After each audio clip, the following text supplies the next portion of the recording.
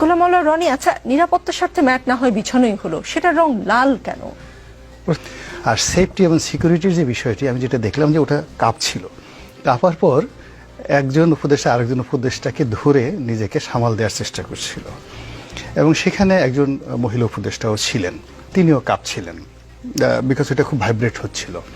তো সেক্ষেত্রে তাদের কারো শরীরে কোনো লাইফ জ্যাকেট ছিল না, এটা খুব জরুরি দরকার ছিল লাইফ জ্যাকেটটা ছাড়া ওখানে যাওয়াটা কোনো অবস্থায় নিরাপদ ছিল না। দ্বিতীয়ত যেটা ছিল যে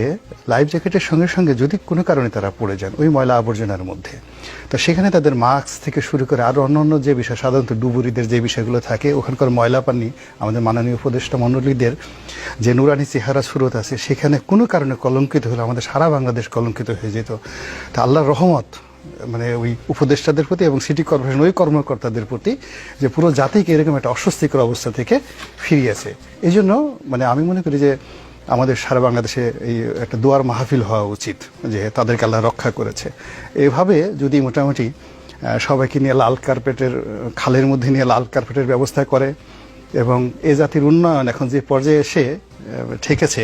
এই উন্নয়ন এই একেবারে আসমান থেকে, আরশে আজিম থেকে একেবারে হিমালয়ের অতলান্তে একটা মানে গিরিখাত আছে,